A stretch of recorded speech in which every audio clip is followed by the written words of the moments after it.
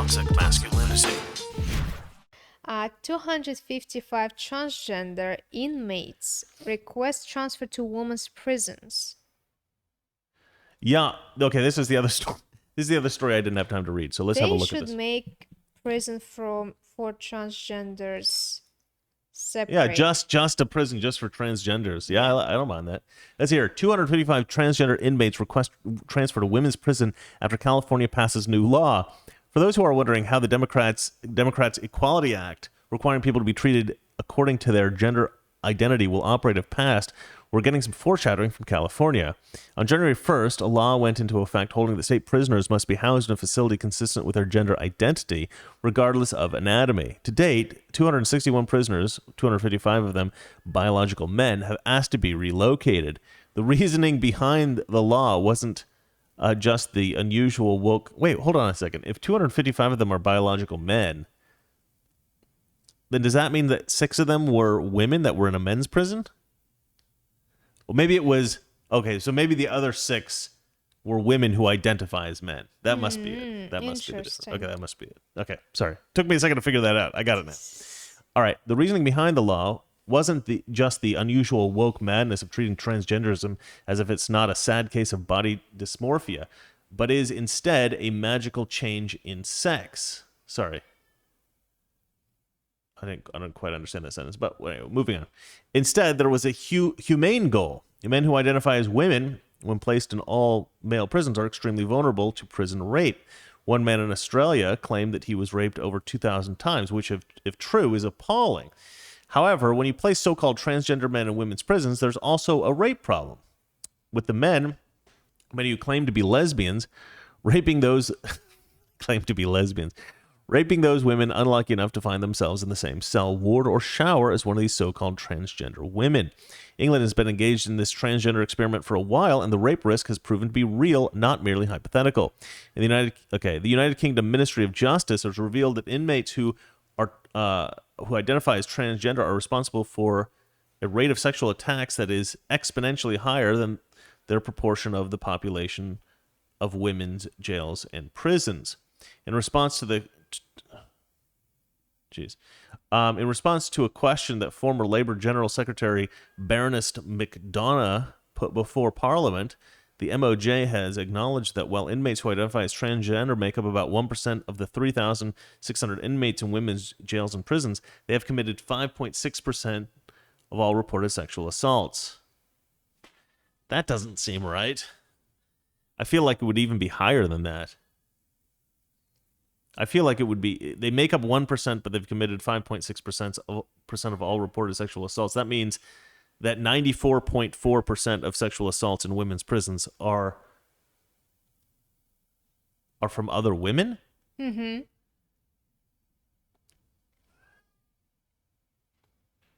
Maybe that's like all sexual assaults across the board. Because in men's prisons, there are sexual assaults as well on other men. So maybe they're talking about across the board. That seems like... Are those transgenders actual transgenders? Oh, no. They're just guys saying I'm transgender. Of course they're not real. What are you talking about? Do you want to let the cat out? I think he'll be quiet now. We've tortured him enough. Go on. He's not tortured. He's just being difficult. Let him out. Let him out. Okay. The most famous transgender prison rapist in England is a man calling himself Karen White. Of course his name is Karen. Who was sent to prison after stabbing a neighbor. Oh yeah, that guy definitely looks like a Karen. Despite a history that included sexual assault, exposure, sexually abusing minors, and cruelty to animals, he ended up in a women's prison where he promptly sexually assaulted women. Shocking.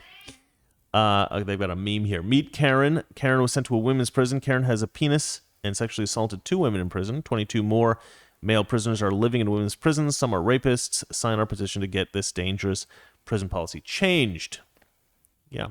As well he should. I mean, look at this guy. He's not even remotely... He doesn't look remotely like a woman. He's not even trying. He just calls himself Karen and says, put me in the female...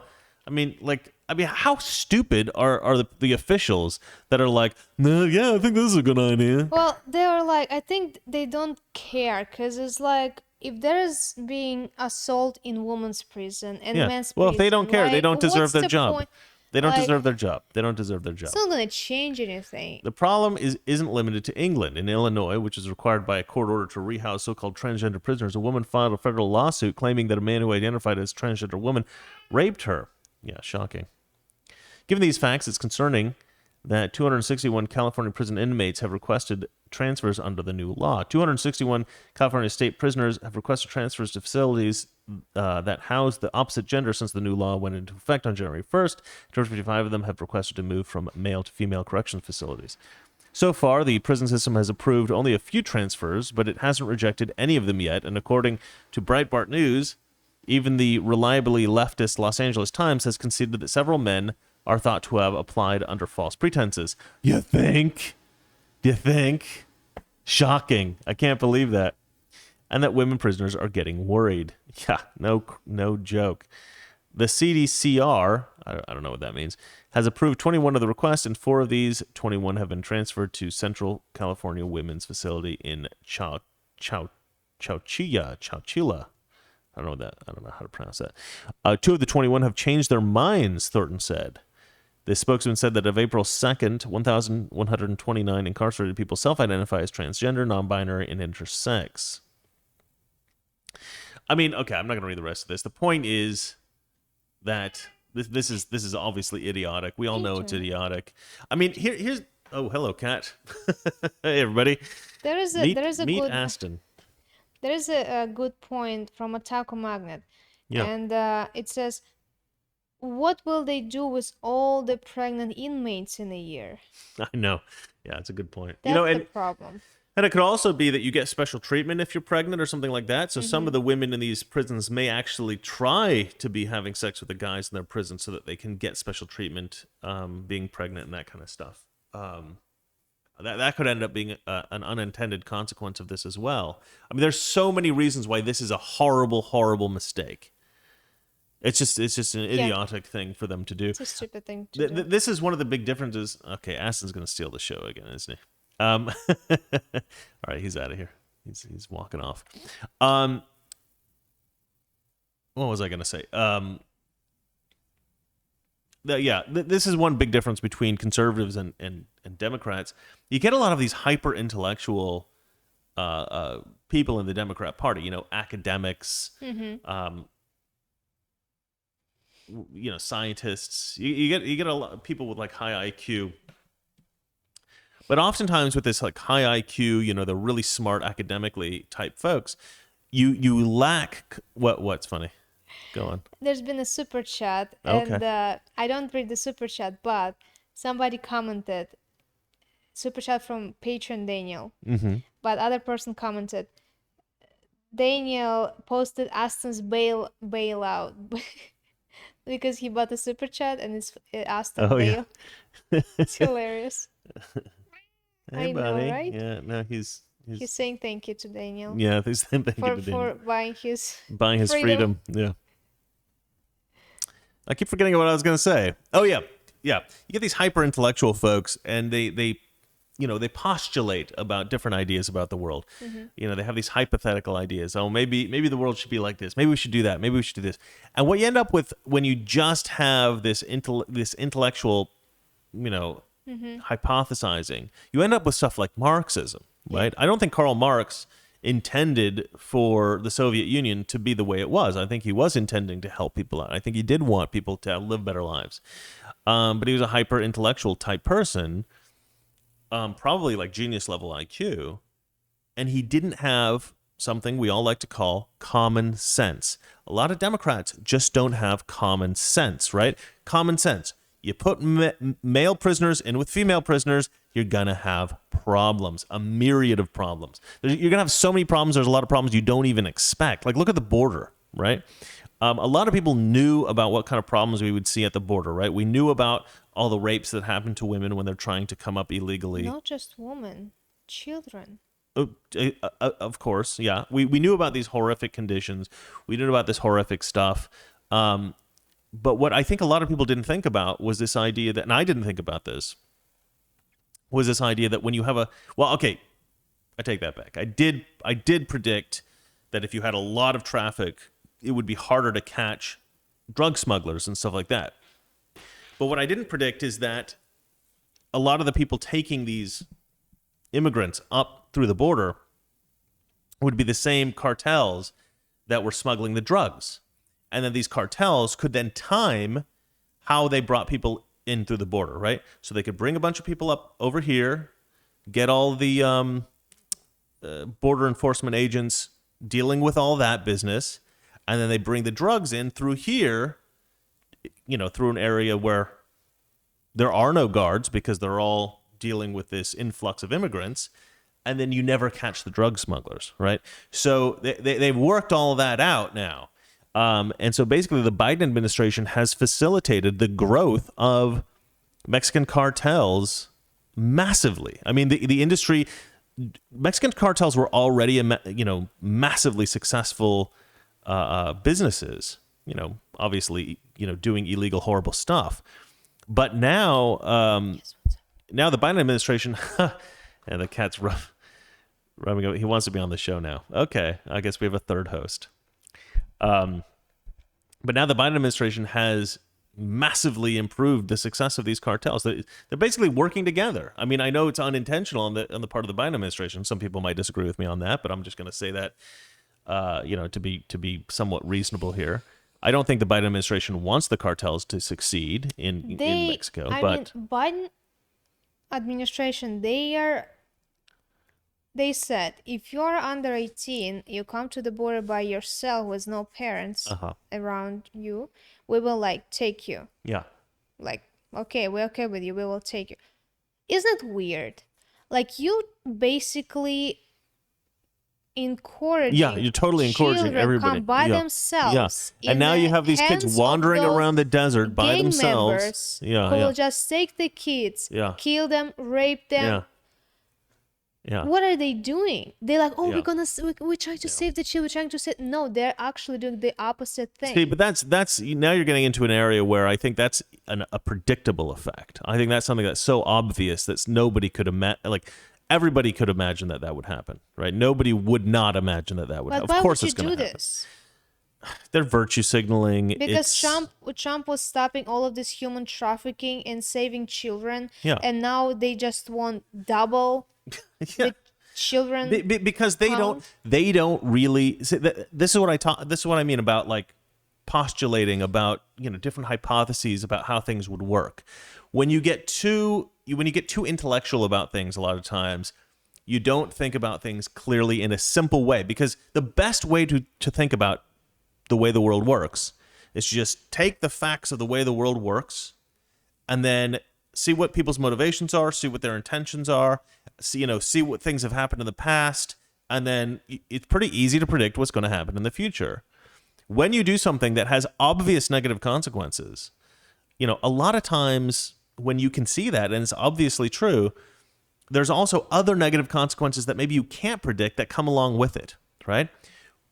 It's the same thing as predicting something with obvious positive consequences, right? If you do something and there's obvious positive consequences, sometimes other positive consequences come along with that that you didn't even expect, right? And somebody like Trump is perfectly positioned as a business-minded person to run the American government far better than a career politician like Biden, who's really done nothing in his 40 or so years of public service. He's done nothing to help the American people. And Donald Trump comes in and in 4 years completely revolutionizes the country, brings us the most profitable era in human history, brings us the greatest amount of prosperity, and brings us the greatest improvement in quality of life. And that's really what's important here. The quality of life of Americans is important. A lot of people say, oh yeah, but when COVID hit, it was terrible. And Trump didn't make that happen. I'm sorry. As much as you hate Trump didn't make COVID happen. You may not like how he dealt with COVID. I think it's not possible to argue that Trump failed with the pandemic, but a lot of Democrats try to say that. But how can you fail in a thing that it's not possible to stop? Well, exactly. Can you give me an example where COVID was stopped? Well, it's very easy to blame a president for stuff they can't, they can't stop. It's very easy to say that, that Biden should have stopped the housing crisis. But obviously that wasn't his fault. And, nobody really blamed blamed Obama for that, the housing crisis. It wasn't really his policies that caused the housing crisis. I mean, maybe to some small degree. But, there's a lot of problems. Economies are cyclical. You have positive times, you have negative times. And some people might say, well, Donald Trump didn't really improve the economy. It was already going up under Biden and all that kind of stuff. Yeah, I know. Under Obama. Sorry, under Obama. But we all know that Trump's policies, deregulation, a lot of the stuff he did with, internationally, like, he helped out massively the United States economy, right? The tax cuts, bringing new jobs to America, bringing businesses back to America, negotiating better deals with better deals internationally. What's his deal? He's being crazy today. At least he's being quiet.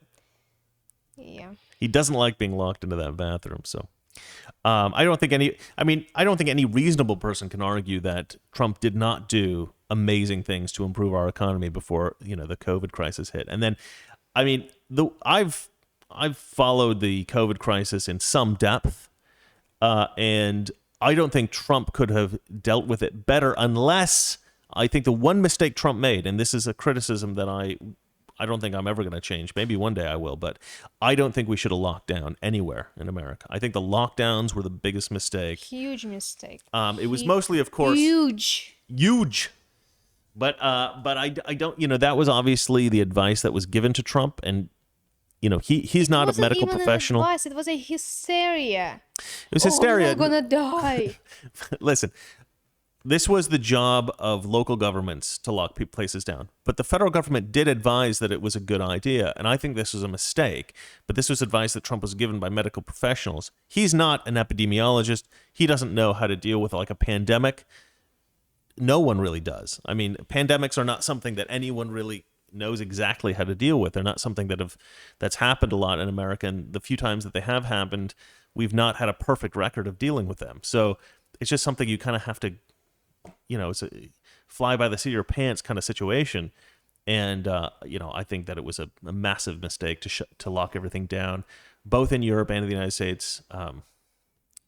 We can point to the graphs that show the difference between, how Texas dealt with it and how California dealt with it, and how all the different, like Sweden, and show that actually it didn't really help. Lockdowns really didn't help. Mask mandates really didn't help. Yeah, I have a question. Yep. We were talking about transgenders. Yeah. How did we go to the COVID lockdowns? I have a question because I'm reading the third article. I was like, I didn't read the article, but we're talking about COVID. Right. Well, anyway, yeah, I like to go on a tangent. We can keep talking about COVID because the next article is COVID-19 deaths dropped 20% in the past week. Well, darling, I have to stop you here because I don't think my editor is going to know when to stop this. So that's the end of the last article. Let's move on to the next article. Valeria, will you read the next article for us? Yes. And guess what is it? What is it? COVID-19 deaths dropped 20% in the past week. Oh, that's shocking. Wow, that's fantastic news. Well, let's go ahead and have a look at this article now. The average U.S. COVID-19 death toll plunges even as new cases rise. That's interesting, and I think this probably has a lot to do with the vaccine. Yeah. I mean, I don't think that's disputed. The vaccine is a sort of miracle. Toxic Masculinity. Weekdays, 9 p.m. Eastern, 6 p.m. Pacific.